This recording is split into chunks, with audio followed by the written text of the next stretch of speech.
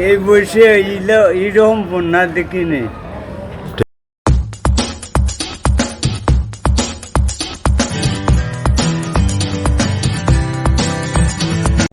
বন্যায় যখন সিলেট ও সুনামগঞ্জের লক্ষ লক্ষ মানুষ সবকিছু হারিয়ে খোলা আকাশের নিচে খেয়ে না খেয়ে বিভিন্ন আশ্রয়স্থল খোঁজা নিয়ে ব্যস্ত, কানায় কানায় ভরে যায় পৌরসভা, অডিটোরিয়াম, সরকারি ও বেসরকারি বিভিন্ন প্রতিষ্ঠান, ঠিক সেই সময় জগন্নাথপুরের মজিদপুর গ্রামের যুক্তরাষ্ট্র প্রবাসী ও দানশীল ব্যক্তি নামে খ্যাত ছমির আলী তার কমিউনিটি সেন্টার, ইতিমখানা ও হাফিজিয়া মাদ্রাসা, মার্কেটে থাকার ঘোষণা দিয়ে মানবতার এক উজ্জ্বল দৃষ্টান্ত দেখিয়েছেন।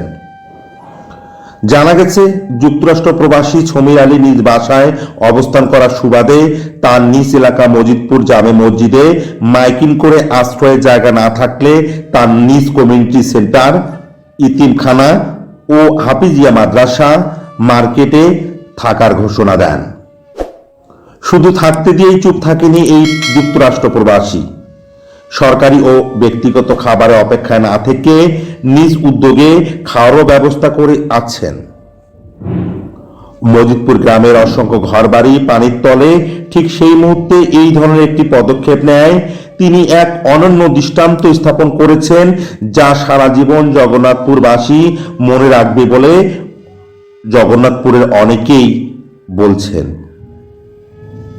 জগন্নাথপুরের ষাটোর্ধ্ব শাহ আলম মিয়া নামে একজন বলেন, জগন্নাথপুরে অনেক লন্ডনী আছে, কিন্তু সবাই যদি ছমির আলীর মতো উদার হতো তাহলে নন সিলেটিদের জন্য ত্রাণের অপেক্ষায় থাকতে হতো না।